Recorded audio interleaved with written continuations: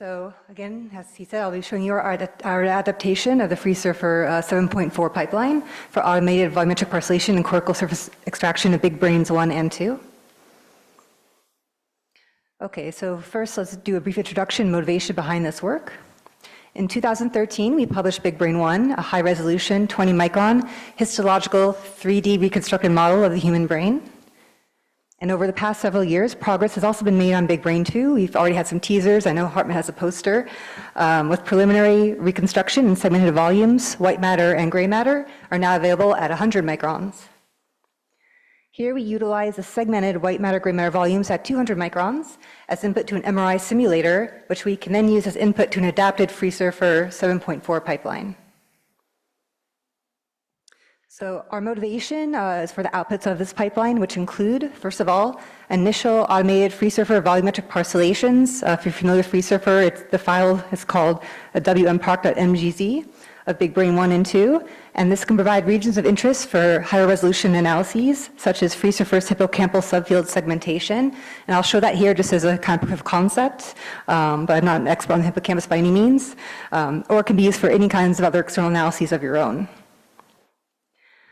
Also, it will output FreeSurfer white and gray cortical surface extractions for both BigBrain 1 and 2, and we expect this to improve multimodal surface matching, MSM surface registrations. This tool originally comes from Emma Robinson's group, and I've used it extensively. So recently, we have used an adaptive version of MSM to register civet-extracted BigBrain surfaces to structural MRI-derived population average surfaces, such as FreeSurfer's FS average and Human Connectome Project's FSLR, since these do serve as important reference frames for multimodal data integration. However, MSM was developed and parameterized in the FreeSurfer ecosystem on FreeSurfer surfaces. And in particular, we expect that FreeSurfer extracted surfaces will possess tessellation and medial cut properties, as well as consequential inflation to sphere that could be more compatible with MSM surface registration.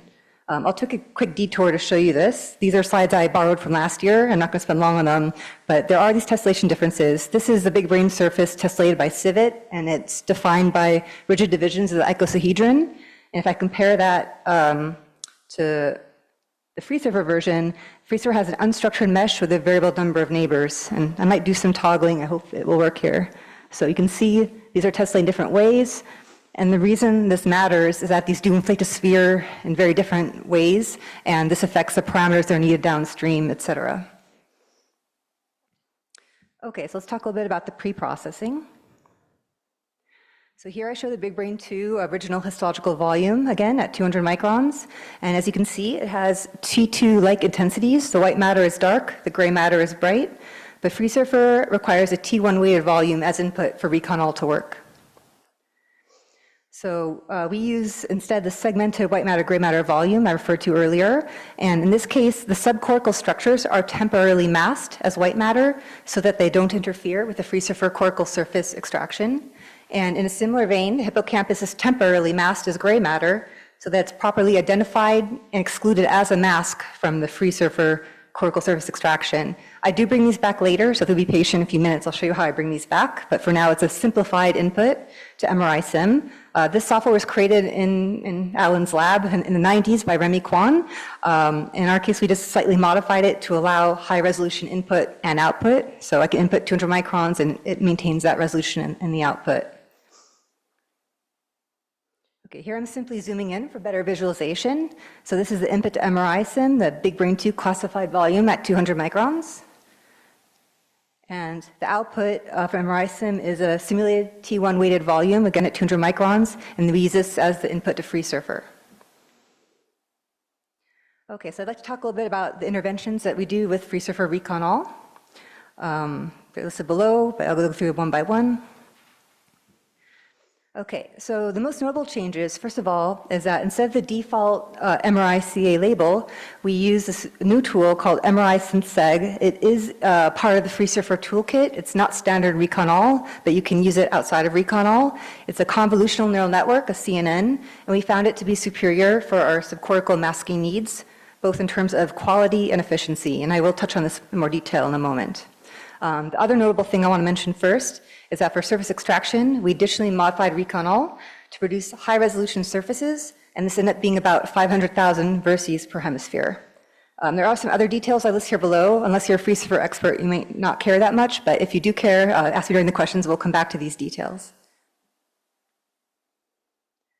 Okay, so I would like to talk some more about MRI SynthSeg. We use version 1, and this is the initial segmentation. So again, if you're a FreeSurfer expert, you might be familiar with the file names. If not, I'm sorry, but hopefully it will make some sense. So this produces the file aseg.presurf.mgz.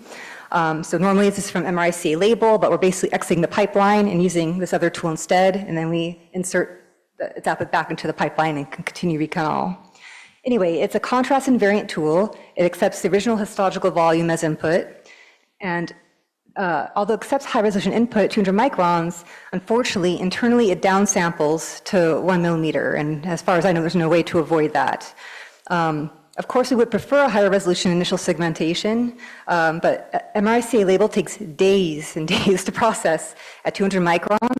It only utilizes a single core. So, FreeSurfer advertises that they have OpenMP, you can use multiple cores, but there are many stages that still are outdated and just hang on a single core for a long time, and this is one of them. And the output is poor quality. It's actually my understanding that even MRI label downsamples some parts to 1 millimeter. Anyway, let's show what that looks like. I think I have to toggle again. Okay, so I'm going to zoom in so you can see this better, but you get the idea. So this is an initial segmentation of 1 millimeter. Okay, so this at least allows us to mask out the subcortical areas so we can do a proper cortical surface extraction. So here I'm showing it I've been actually walking you through BigBrain 2 as you've noticed, but I've been doing this for both BigBrains. So let's start with BigBrain 2 and then I'll show you BigBrain 1. For the white surface extraction, this is the FreeSurfer version, and I can toggle with the Civet version that we already have from Claude. And, whoops, sorry, let me go forward. There we go.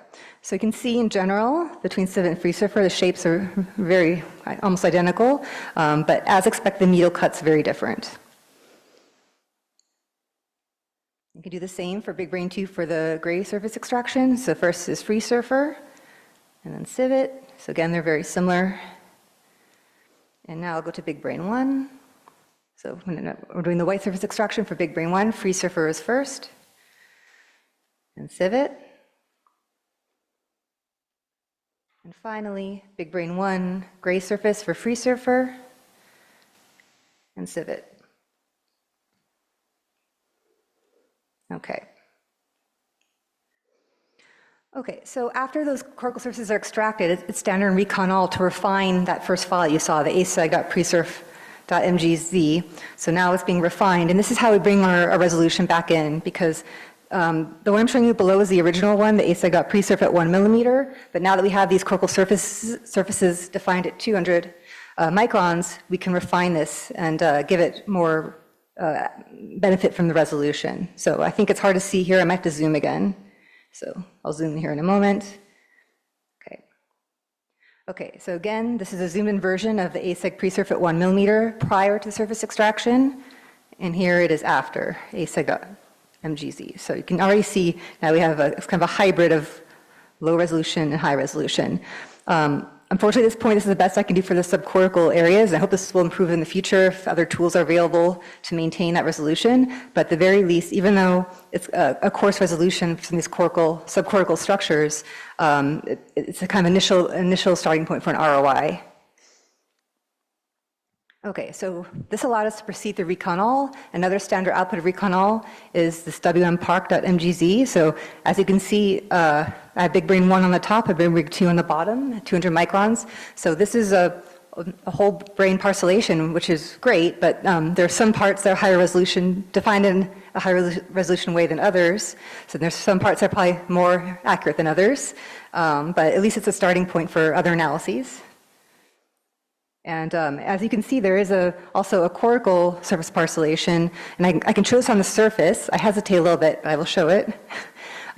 So if you know me at all, I do a lot of surface registrations normally, and I usually use MSM. So the HCP group has put out a lot of papers in the last few years highlighting the benefits of MSM over the FreeSurfer tools called MRI's register. So this is automatically included in recon all. So what I'm showing you here is just the part that's in recon all, MRI's register. So, but the reason I want to show it's a little bit of a sanity check, just so you can see that it's generally following the major circle landmarks you would expect, but it's not perfect, and I won't advertise using this. Okay, 2 minutes. Anyway, is this going to work? Okay, so it's imperfect right there. There's one example where it's kind of skipped the sulcus. But anyway, MSM on top of this would improve it, and actually it would also be interesting if it were to be inserted back into the reconol pipeline, and then it could better guide the volumetric segmentation that follows. So let's speed up. So you can compare that to FS average, but I need to speed up. And then the same thing for BigBrain 1. So this is sanity check is good, okay. Okay. So after reconol, you can run the FreeSurfer hippocampal subfield segmentation. It requires that same file, wmpark.mgz, and we have that because we finished it. And it requires a T1 weight image. We can replace it with a segmented version of hippocampus. And then the cool part here is that you can run this T2 part on top of the T1. It can mimic, so it can use the original histological intensity volume to mimic a T2, and it can be any resolution. So here I use 100 microns, even though the original reconol was 200 microns. So there we have it. I'm not a hippocampus expert. I know some of you are sitting here like Jordan, so you may have input on this, but I'd be interested to see how it fits with your own data. And anyway, I could do the same for BigBrain 1, but I'm going to go fast because we're out of time. And BigBrain 1 was not as good. I think the segmentation was not as good that I started with. So our results, again, are the outputs are that we have these initial automated FreeSurfer volumetric parcellations for BigBrains 1 and 2. They can provide regions of interest for higher resolution analyses, such as the hippocampal subfield segmentation I showed, or many other external analyses. And now we have these white and gray cortical surface extractions, which we can use for MSM registration to other important average surfaces across different softwares. And the point of this is that if we improve this, we can use any surface atlas or derived data from in vivo imaging in FS average or FSLR space can be projected to compare against the corresponding set of architectural properties in BigBrain and vice versa. So that's it.